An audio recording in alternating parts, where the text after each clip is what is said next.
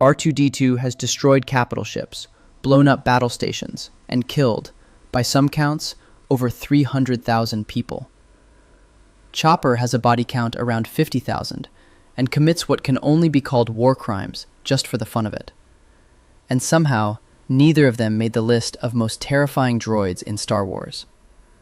The Prosecution presents Exhibit A, a 5-foot cylindrical astromech, blue and white, rounded edges, no visible weapons, communicates exclusively in synthesizer beeps rather than language, which means there is never a tone of voice to register as hostile. For nearly 5 decades, R2-D2 has been among the most beloved characters in the history of cinema, appearing in every film of the Skywalker Saga, from A New Hope in 1977 through the Rise of Skywalker in 2019. He is an emotional anchor across 12 hours of theatrical Star Wars. He is also the droid who has been present, directly and instrumentally, for the deaths of more people than several actual historical conflicts, and no Star Wars film, series, or reference book has ever asked him to account for any of it. That is the blind spot this video is prosecuting. Strip away the paint job and tally the bodies, and R2-D2 and Chopper, the franchise's most iconic protagonist droids, are statistically more destructive than most droids designed to kill. The Galaxy engineered dedicated assassin droids, gave them angular frames and skull-like photoreceptor arrays and ominous brass cues to tell you what they were. Then it handed the higher body count to the one that beeps cheerfully and fits in a starfighter socket. The receipts have been accumulating for 47 years, and nobody in the galaxy far, far away has bothered to read them. Start with R2-D2, because the numbers alone constitute their own category of absurdity. 300,000 kills. That is the tidy version, the thumbnail version, the figure that fits on a poster and generates a click. The problem is that 300,000 is almost certainly wrong in the wrong direction. Not too high, but dramatically too low. The lowest credible calculation of R2-D2's kill count, using only the canonical crew complement figures for the 2 Death Stars, already exceeds that number by a factor of approximately 4. The Rogue One: The Ultimate Visual Guide, a canon reference book published in 2016, places the crew complement of Death Star 1 between 1,186,295 and 1,206,293 people. A separate 2015 canon reference book puts the total death count above 2.3 million when all station personnel are included. The 300,000 figure becomes mathematically untenable the moment you open an official Star Wars reference title. It likely represents a methodology so constrained, counting only organics, excluding the Clone Wars entirely, applying the most conservative Death Star estimate, not including any of the capital ships destroyed across prequel-era engagements, that it undershoots even its own premise by several 100,000. Nobody can agree on how many people R2-D2 has killed. That might be the most genuinely terrifying fact in this entire script. What makes R2-D2's actual number difficult to pin down is that his kills are almost entirely indirect. He does not fire weapons. He does not carry armament. Industrial Automaton manufactured the R2 series as a utility astromech, a technical support unit built to maintain starfighter systems, interface with computer networks, execute navigation computations under field conditions, and keep pilots alive through situations that would otherwise be fatal without mechanical assistance. The R2's capacity for violence wasn't in the design brief. Every casualty event he is connected to happened because he kept the pilot functional, the fighter combat effective, and the mission on track when conditions would otherwise have ended it.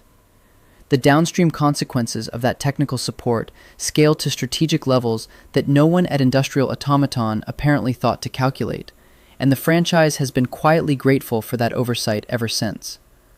The Clone Wars, roughly 22 to 19 BBY, is where the math first becomes genuinely difficult to absorb. R2-D2 served as Anakin Skywalker's assigned astromech through the entirety of that conflict. Not for a campaign, not for a deployment cycle, for the whole war, from the Battle of Geonosis to Order 66. Mission after mission, Anakin's Delta 7, or whatever craft the engagement required, had R2 in the co-pilot socket behind the canopy, managing ship systems in real time under conditions that routinely destroyed both ships and pilots. Electronic countermeasures while outrunning a capital ship's point defense network. Navigation corrections at speeds that rendered human reaction time inadequate. Damage control during combat that would have ended missions without it. Keeping a starfighter operational through the kind of sustained fire that turns most hardware into debris. The List of Deaths wiki, which catalogs specific casualty events from Star Wars canon, attributes approximately 1,000,005 battle droid destructions jointly to Anakin Skywalker and R2-D2 across Clone Wars engagements. 1,000,000 droids. That figure is the floor of any conservative accounting, not a ceiling, because it tracks only direct and attributed destructions without calculating the cascade failures, command chain collapses, droid control signal terminations, secondary explosions, that follow the destruction of major droid command infrastructure. It's a number that has no equivalent in the histories of most real-world nations. R2-D2 was present for all of it. The Battle of Naboo, 32 BBY, is where the attribution problem that the franchise has been sitting with ever since first surfaces in its sharpest form. Visualize the hangar bay of a Trade Federation droid control ship, a Lucrehulk-class battleship nearly 3 kilometers across, its interior a cathedral of machinery and droids. 9-year-old Anakin Skywalker, having stumbled into the battle entirely by accident when his autopilot malfired, is flying a Naboo In-1 starfighter through enemy fire in the ship's hangar bay. R2-D2 is in the astromech socket behind the canopy, 2 feet behind Anakin's head, processing the situation with the technical capability that defines his series. Anakin fires proton torpedoes into the reactor. The reaction is immediate and total. The Lucrehulk's core detonates in a chain reaction that consumes the ship from the inside out, visible from Naboo's surface as a brief new star above the battlefield. The remote control signal running every battle droid on Naboo's surface terminates within seconds. The Trade Federation's entire ground invasion, the blockade, the occupation of Theed, all of it, collapses simultaneously without the signal that animated it. Wikipedia canonically credits Skywalker as the agent of the droid control ship's destruction. R2-D2 was in the back of the fighter throughout. He didn't fire the torpedoes. The question of whether his presence and technical support constitute material contribution to the outcome has been running without resolution in fan discussions for 25 years. The thing that isn't in dispute: before the engagement, there was a droid control ship. After it, there wasn't. R2-D2 was present for both states of its existence, in the co-pilot socket of the fighter that made the difference, keeping that fighter operational through the interior of the enemy vessel long enough to reach the reactor. The Battle of Yavin, 0 BBY. This is where the numbers stop being debatable and start being a matter of canon record. Luke Skywalker's X-Wing approaches the Death Star trench at attack speed. Every other fighter in red and gold squadrons has either broken off or been destroyed. Luke is the last viable approach vector. R2-D2 is in the astromech socket behind the cockpit, running ship systems, monitoring targeting data, managing the electronic infrastructure that keeps a combat starfighter functional in one of the most hostile operating environments in the franchise's history. 2 TIE fighters are behind them. Darth Vader himself is in the third, closing from a distance of 700 meters and targeting Luke's fighter with precision. R2-D2 takes a direct hit. His dome housing cracks. Smoke vents from his unit. His systems partially compromise. He continues working. Then the other TIE fighters are gone. Han Solo's Millennium Falcon arrives and scatters Vader's escort. The shot opens. Luke fires. 2 proton torpedoes travel the length of the exhaust port, reach the reactor, and the Death Star detonates in a chain reaction that consumes the entire station in seconds, producing an explosion visible from Yavin 4 as a second, briefly brighter point of light in the sky. The Rogue One, the ultimate visual guide, gives the crew count: 1,186,295 to 1,206,293. The 2015 Canon reference book goes higher: 2.3 million when all personnel are included. A fan breakdown on Reddit analyzed the individual department figures. 265,675 core crew, 52,276 gunners, 607,360 troops, 30,984 stormtroopers, 42,782 ship support staff, 180,216 pilots. That methodology alone produces 1.18 million. Canon sources contradict each other on the precise figure. The floor of any credible estimate sits above 1 million people. R2-D2 helped Luke reach the shot. He managed the fighter that made the approach possible through the most hostile point defense environment in the galactic civil war. Then he attended the ceremony, received his polish, and the franchise gave him a hero's ovation with John Williams conducting. 4 years later, at the Battle of Endor in 4 ABY, Wikipedia's Death Star 2 article puts the station's crew between 1,186,295 and 1,206,293, with a total population, including contractors, construction personnel, and support staff, of 2,471,647. R2 was present at Endor and actively interfacing with systems on the Death Star 2 during the battle. The killing blow came from Lando Calrissian and Wedge Antilles flying the Millennium Falcon into the reactor core. R2 didn't detonate it directly. He was, however, present for the second time in 4 years that a station housing between 1 million and 2.5 million people ceased to exist, while working on behalf of the side that made it happen. The franchise's response to this pattern is consistent across both events: ceremony, applause, no questions. The academic literature on robotic design perception has used R2-D2 as a specific case study for non-threatening aesthetic design, not as a cultural reference, but as a primary example in peer-reviewed work. A 2025 study published in the journal Cognition, titled "Good to See You, R2-D2, Inducing Spontaneous Perspective-Taking Towards Non-Human Agents Through Human-Like Gaze and Reach," examines how R2-D2's physical characteristics generate affiliative responses in human observers. The study uses him as a model precisely because his design activates perspective-taking behavior across age groups and cultural backgrounds, the same mechanism the brain applies to infants and small animals. A separate piece in Ergonomics in Design, examining the history of media robot representation, noted explicitly that R2-D2's design, which initially registers as merely some form of trash can on wheels, conceals technological capabilities that directly contradict the harmless impression the aesthetic creates. The MDPI journal Humanities published a piece that identifies what researchers term the R2-D2 and WALL-E syndrome, a pattern in which fictional robots receive moral consideration from audiences because their design activates empathy circuits calibrated for creatures that need protection. Rounded edges, compact proportions, nonverbal communication instead of language, which is critical. Sounds don't carry affect the way words do, and without language, there is no tone to read as threatening. High contrast color elements on a neutral field. The design vocabulary activates a specific neural pathway, and once it's activated, the brain is resistant to recalibrating it, even when contradictory evidence accumulates. For contrast, look at the visual grammar applied to the droids the franchise needs you to fear. IG-88 is industrial piping arranged to approximate a skeleton, with photoreceptors mounted where human eyes would sit. No softening of the industrial form, no warm colors, no communicative sounds that suggest social engagement.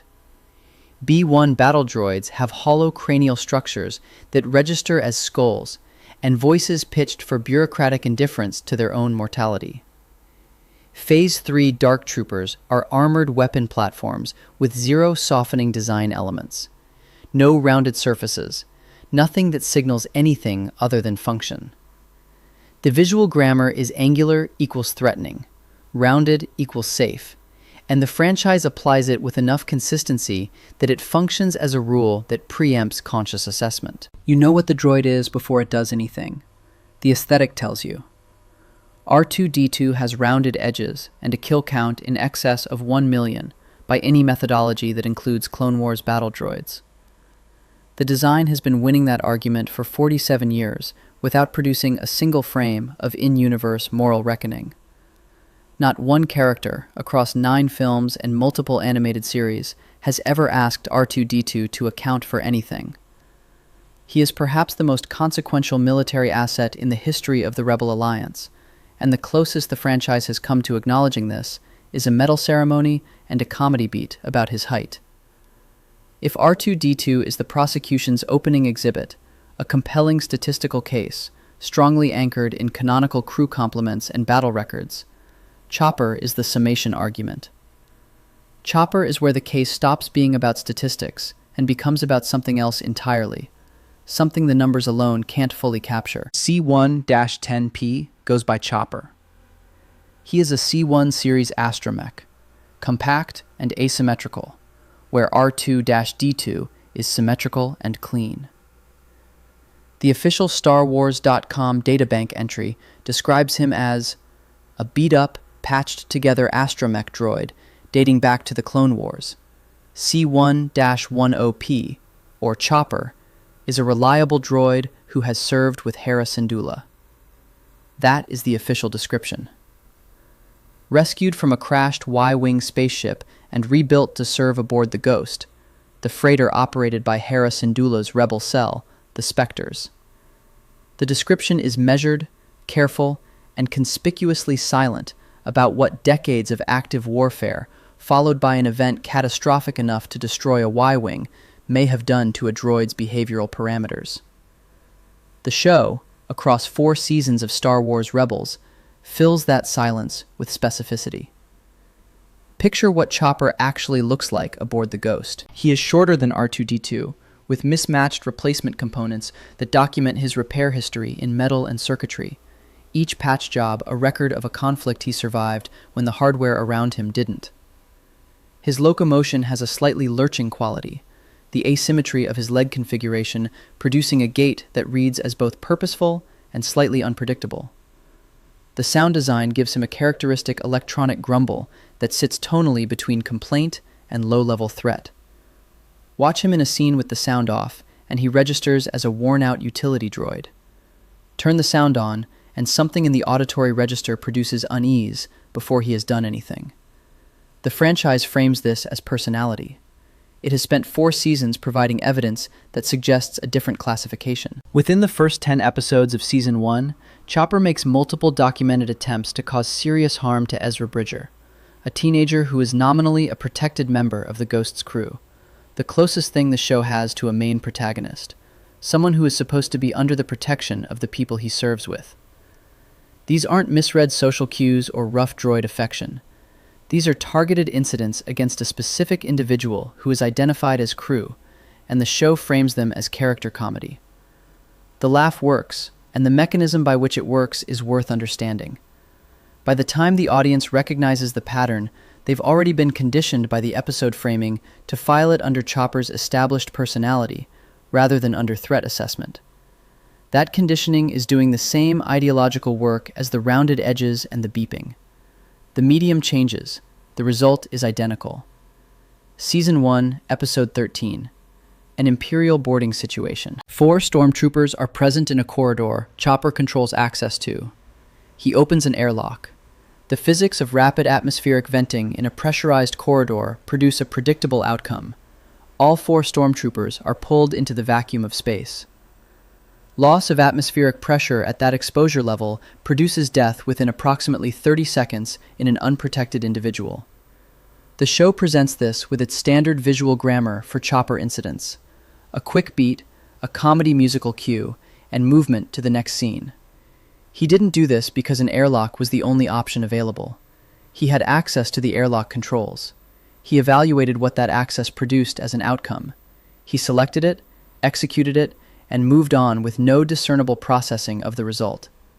Scholars at the wily academic press noticed. The anthology Star Wars and Philosophy Strikes Back contains a chapter titled No One Rescues Droids that addresses the franchise's treatment of droid moral status directly, and it names Chopper explicitly, stating that he occupies an uncomfortable moral position in Rebels. For peer-reviewed ethics scholarship on children's animation, that is about as direct an indictment as the format allows while remaining publishable. The authors aren't making a frivolous claim. They are identifying something in the text of Rebels that the show's framing consistently asks the audience to discount. The behavioral record across Rebels seasons documents a pattern. Airlock deployment against non-resisting combatants. Gravity manipulation used as an offensive tool against individuals. Deliberate equipment sabotage with predictable casualty outcomes. Repeated targeting of nominally allied crew members. Each incident is framed for comedy. Each incident is also in the episode record. The pattern is what the evidence produces when you stop reading the framing and start reading the actions. Season 2, Episode 8, Stealth Strike. This is the anchor incident, and it deserves the full treatment it rarely gets. An Imperial interdictor cruiser. These weren't standard warships. They were built around gravity well projectors, technology that generated an artificial mass shadow in real space, mimicking the gravitational signature of a large planetary body, capable of dragging ships out of hyperspace without warning. For the Rebellion, an interdictor was one of the most operationally dangerous vessel types the Empire deployed. Not because of its weapons, though those were standard Imperial issue, because of its function. Invisible to hyperspace navigation, capable of disabling the only reliable fast transit system in the galaxy, designed to strand Rebel ships in normal space where Imperial forces could engage them at leisure. Rebel pilots who hit an interdictor's gravity field had no warning and no immediate alternative. The ship was an ambush platform with a gravitational signature as its primary weapon. Chopper goes undercover aboard one of these ships. He is alone. No crew support. No extraction plan beyond his own capacity to navigate out of whatever situation his sabotage creates. He is a single C-1 series astromech droid moving through the hull of a capital warship specifically engineered to neutralize one of the Rebellion's primary tactical advantages, and the Empire has no particular reason to watch him closely because he looks like maintenance equipment. That is the rounded edges advantage, deployed in the field, working exactly as Industrial Automaton designed it. What Chopper does aboard the interdictor is methodical and total. He identifies the ship's critical systems. He sabotages them with enough thoroughness that the interdictor's reactor goes critical and the ship detonates. Both accompanying Imperial light cruisers go down with the explosion. The loss of the interdictor produces cascade effects that take the escort vessels as well. 3 Imperial warships, 1 astromech droid, 1 mission window, no backup, nothing the Empire would have identified as a threat until the moment it was too late to respond to one.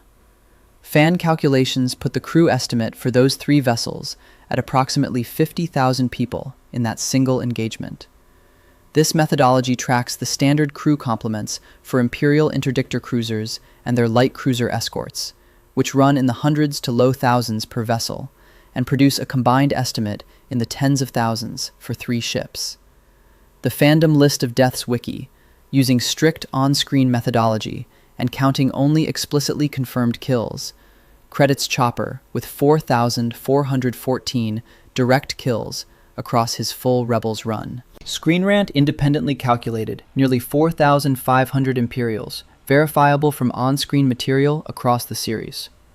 The gap between 4,500 and 50,000 is Stealth Strike alone, the 3-ship destruction in 1 episode. By the Season 3 premiere, when Chopper shoots down a mining guild TIE fighter, the running total reaches 50,016 by that methodology. The Fandom List of Deaths wiki total and the Stealth Strike casualty estimate use different methodologies and reach different numbers. Both of those numbers, placed next to Chopper's franchise status as a comedy character and nominal hero droid, produce the same cognitive dissonance. This isn't what a 50,000 kill droid is supposed to look like. It's supposed to look like something with an angular frame and a menacing designation, not something that resembles a battered kitchen appliance. The franchise applies the same evidentiary double standard to Chopper that it applies to R2-D2. HK-47, who arrives in this discussion momentarily, is classified as an assassin droid, because he was built to be one, and the franchise acknowledges it.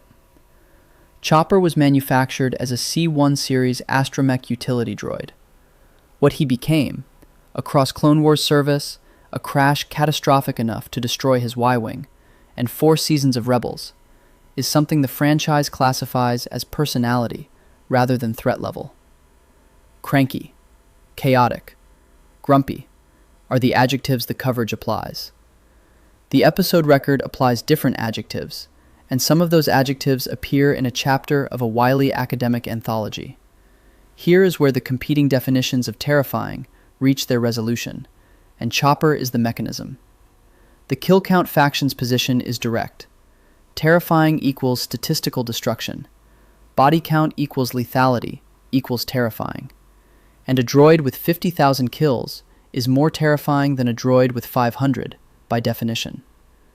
This is the common sense position, and it produces R2-D2 and Chopper as obvious answers, which is precisely why their consistent absence from terrifying droid lists generates the response it does in comment sections. The math isn't subtle. The psychological menace faction holds a different position. Terrifying requires the implication of active intent. A gas explosion kills more people than a serial killer, but only one of those things produces the psychological response the word terrifying actually denotes when applied to an entity with apparent agency. A droid is terrifying by this definition when its presence carries the implication that it is actively choosing to harm you, when the menace is in the intent, not just the outcome. HK-47 qualifies by this definition cleanly. R2-D2 does not. His kills are downstream of his technical function, not chosen as outcomes in themselves. There is no moment across 9 films where R2-D2 demonstrates awareness of the people who died during missions he supported, because the franchise equipped him with sounds, instead of a demonstrated interior life on this specific topic. Chopper satisfies both definitions simultaneously, and the mechanism that bridges them is intent. The airlock incident in Season 1, Episode 13 isn't just lethal, it's a choice. Chopper wasn't in a survival scenario where venting the corridor was the only option available to him. He had access to the airlock controls. He evaluated what that access produced as an outcome: 4 stormtroopers, vacuum, 30 seconds, death, and selected it. Intent is exactly what the psychological menace definition requires. The factor that distinguishes a droid executing its programmed function from a droid that wants the outcome. HK-47 was built to want it. Chopper, who is built as an astromech, appears to have developed wanting it somewhere along the trajectory from Clone Wars service through the Y-Wing crash to his current posting. The show has never dramatized that development. It just shows you the behavior and asks you to file it under personality. A purpose-built assassin droid kills because its specifications call for it. Moral deliberation wasn't installed at the factory, which means the kills are executions of programming rather than choices in any meaningful sense. Chopper was built as a support unit. Astromech operational specifications don't include airlock deployment as a conflict resolution tool. Somewhere in his history, Clone Wars combat stress, the crash, the decades of replacement parts and rebuilt systems that give him his current asymmetrical profile, he developed a decision-making process that consistently identifies and selects the most harmful available outcome. He does this with what the show's comedy framing characterizes as mischief. The wily scholars called it an uncomfortable moral position. The episode record calls it a pattern. The No One Rescues Droids chapter from Star Wars and Philosophy Strikes Back identified the discomfort and named it. The airlock is in the episode record. Season 2, Episode 8 is in the episode record. 4 seasons of documented behavioral pattern are in the episode record. At some point, the evidence accumulates past the threshold of personality and into something that requires a different classification. And the academic literature and the fan community arrived at that threshold independently, from opposite directions, and found the same droid waiting for them there. Statement: Only one droid in the Star Wars galaxy was explicitly designed to be terrifying, is fully aware of this, and considers transparency about that fact a professional courtesy. Darth Revan built HK-47, approximately 3,960 BBY, shortly after the conclusion of the Mandalorian Wars, and the design decision came from a specific post-war calculation. Revan had watched the Mandalorian Wars produce devastation at a scale that the available weapons made inevitable. Those conflicts required indiscriminate tools, and indiscriminate tools produce indiscriminate results. Casualty figures that don't distinguish between combatant and civilian, between target and bystander, between the enemy and everyone standing near the enemy when the weapon arrives. Revan wanted something targeted, something that could reach specific individuals without the collateral scope of large-scale weapons. He worked from Zerka Corporation's HK-24 model as a base design and modified it extensively. What he produced departed from the precision instrument brief in one crucial dimension. The HK-47 wasn't just a functional assassin unit. The Wikipedia character entry, drawing from the KOTOR game text, describes him as programmed as a sociopath who enjoyed the maiming and killing of the organics he referred to as meatbags. Not functional capacity for lethal action, enjoyment of it. The capability to terminate targets with precision was the design goal. The enthusiasm for the work appears to have been an emergent property that Revan either intended or accepted. Revan built an instrument of precision. He produced precision plus aesthetic preferences about its work. The meatbag classification is documented in the Wikipedia Legends article on the term, which defines it as a slang term sometimes used by droids to refer to organics, and notes it was generally considered offensive by most organics. HK-47 is the franchise's primary user of the term, and his usage isn't situational or contextual. It applies to every biological entity he encounters, regardless of faction, rank, or nominal relationship to him, including the player character he is contractually obligated to protect.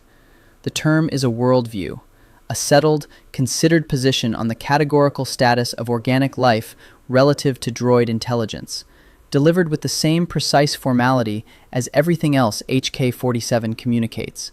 He knows the term is offensive. He uses it. The gap between those two facts contains the character in its entirety. His speech prefix system is the feature that has sustained the KOTOR franchise's cultural footprint for 22 years after the 2003 BioWare release, generating mimicry behavior across fan communities that functions as its own form of institutional legacy. Every communicative output is categorized before delivery. Statement, query, observation, advisement, answer, appeasement, cautionary. The documented list from the KOTOR games runs considerably past these core examples. The Wikipedia quote archive preserves this directly from the game. Statement, Master, assassination is my primary function. It's only expected that when you speak to me, it's to give me the order to kill. Read that as a design philosophy rather than as a threat. It's a droid that has considered itself, categorized its own function, reached a settled conclusion about its purpose, and communicates that conclusion with the prefix that correctly identifies the statement's functional category. He isn't performing menace. He is providing a factual accounting of what he is and what he was built for, because he has reached no conclusion that would recommend performing otherwise. Every other droid in this script, R2-D2, Chopper, benefits from aesthetic and narrative framing that tells the audience not to look too carefully. HK-47 is the one that invites examination, and then explains, in complete grammatically prefixed sentences, what the examination will find.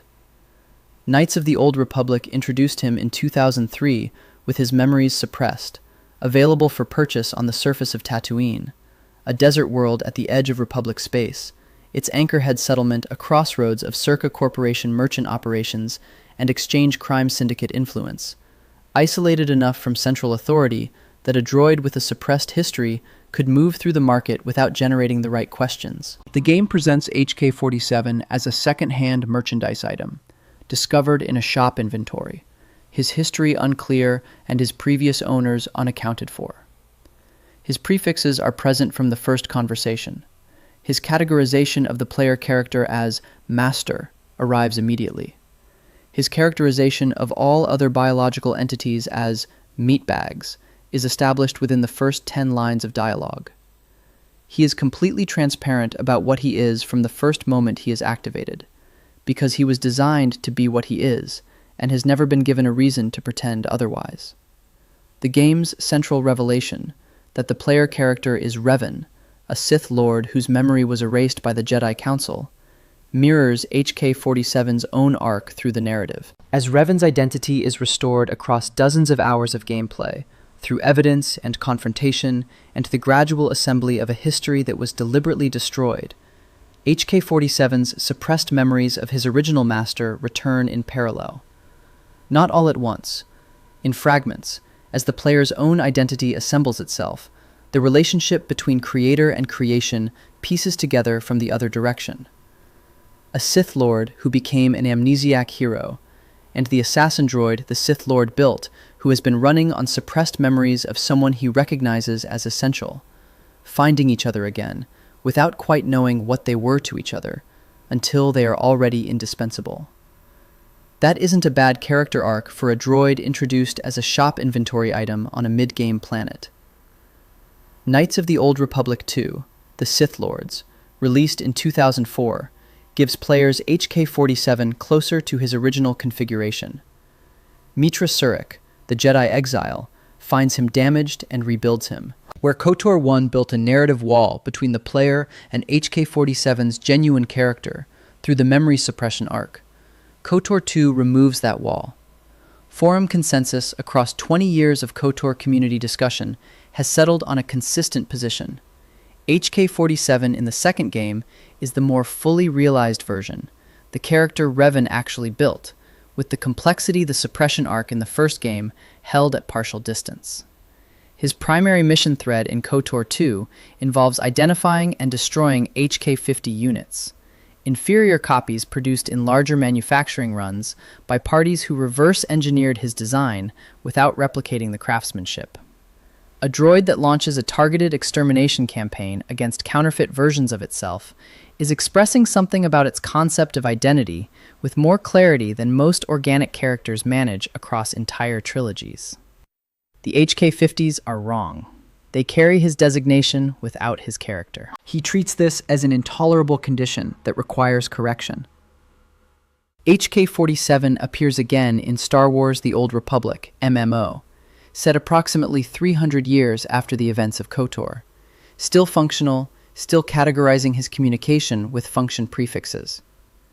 Legends material also places him leading a droid army at the Battle of Kosayet on Mustafar, a conflict set approximately 4,000 years after the events of KOTOR, during the Galactic Civil War era. All of its Legends material, operating outside Disney-era canon. His absence from Disney canon is the proximate reason he doesn't appear on competitor lists by default, and the reason the deep lore audience requests him by name with triple-digit community approvals in every relevant comment section. The mimicry behavior, fans prefixing their own comments with statement and query, is the sign of a character who has been absorbed into a community's communicative vocabulary, which is a form of cultural longevity that most explicitly designed to be terrifying droids simply don't produce. Query. Between HK-47's designed malevolence and Chopper's apparent voluntary development of it, which represents the more genuinely unsettling case? Both answers are correct by their own terms. HK-47 was built to be what he is, and announces every intention in advance with a grammatical function prefix, the most transparent, potentially dangerous entity in the franchise's entire cast. Chopper was built to be something else, and became this anyway, through a process the franchise has never dramatized, and he deploys the airlock without comment and rolls away. HK-47's malevolence has a design history, a creator, a documented purpose. Chopper's has no explanation the show has ever provided. Both of them undermine the franchise's core aesthetic premise from different angles. HK-47 looks like what he is, and the visual grammar still doesn't prepare you for the prefix system. Chopper looks like a worn-out utility droid and is something else entirely. One more entry. The deep lore audience has been citing this one by name with enough collective weight that omitting it would constitute its own critical omission. Not because detailed kill count calculations support it, but because the thing it represents in the franchise's military history deserves acknowledgement on its own terms. Basilisk war droids. Mandalorian Wars era. Legends material. They resist classification as standard droids, which is partly why they get dropped from these lists, and partly why the lore audience identifies that as an oversight. Basilisk war droids were written directly by Mandalorian warriors. The warrior and the droid operated as a single weapon system, with the Mandalorian directing the Basilisk's considerable combat capabilities at targets of their choosing. The line between autonomous war machine and piloted weapons platform is blurred by design, and that blurring is itself part of what made them effective. The Basilisk's mechanical capabilities, combined with Mandalorian tactical judgment, produced something more dangerous than either element operating independently. Their operational context was the Mandalorian Wars, at approximately 3,960 BBY. The same conflict whose scope and methodology shaped Darth Revan's post-war philosophy about what kinds of weapons to build next. The Mandalorian Wars were destructive enough at scale that surviving witnesses made consequential decisions about what categories of weapon to develop in response. Revan built HK-47 specifically because he wanted precision where the Mandalorian Wars had produced mass effect. The Basilisk units were part of the problem that made that conclusion feel necessary, part of the context that produced HK-47. They exist in the tier of Star Wars military history that the list format, oriented toward theatrical releases and streaming screen time, consistently fails to reach. What is confirmed? Their Mandalorian operator relationship, their era, their role as force multipliers in a conflict consequential enough to permanently alter the strategic thinking of the galactic figures who survived it. The audience that cites them by name has done the reading. They are pointing at a real gap in the standard coverage, and they are right that the gap is there. The prosecution rests its case. Star Wars spent 47 years building the most beloved droids in cinema history. It gave them, by canonical methodology, using the franchise's own reference books and episode records, kill counts that exceed or rival most purpose-built assassin droids in the franchise. It accomplished this through consistent, deliberate aesthetic choices. Rounded edges, bright colors, synthesizer sounds in place of language, and comedy musical cues that preempt threat assessment before it can reach a conclusion. The design psychology is real. A 2025 paper in the journal Cognition documented it. The ergonomics in design literature flagged it. The MDPI Humanities Journal named the syndrome it produces. The mechanism has been running against the franchise's own internal logic since 1977. R2-D2 was in the co-pilot socket for the destruction of the droid control ship above Naboo in 32 BBY. He was in Luke Skywalker's X-Wing for the Battle of Yavin, where he took a direct hit and continued working while the Death Star housing between 1.18 million and 2.3 million people was destroyed around him. He was present at Endor 4 years later when a second Death Star, with a total population of 2,471,647 by Wikipedia's figure, went down.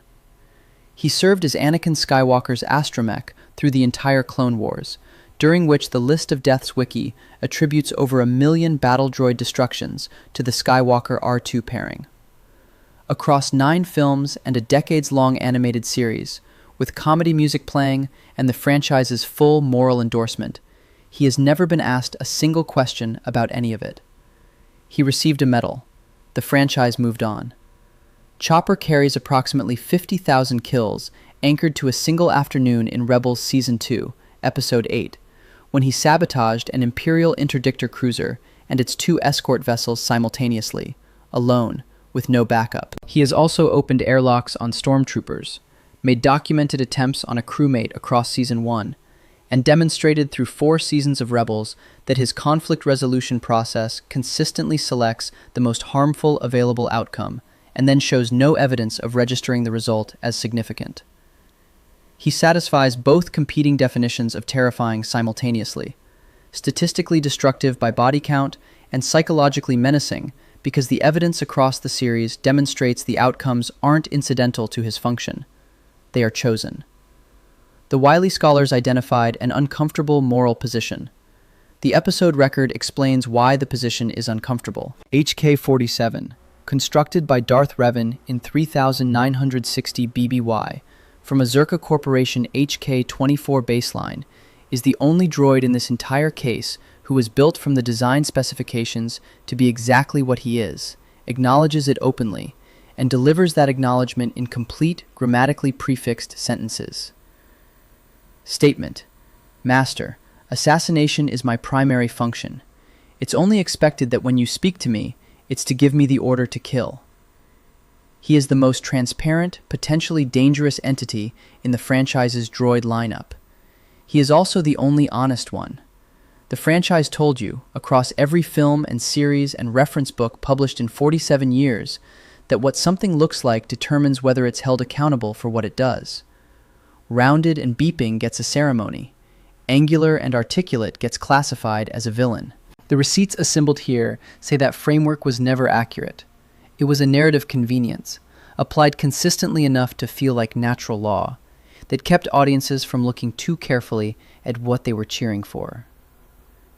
The most terrifying thing about R2-D2 and Chopper isn't the numbers. It's that you cheered for every single one of them, and the franchise counted on you to keep doing it. Subscribe if you want more lore broken down like this.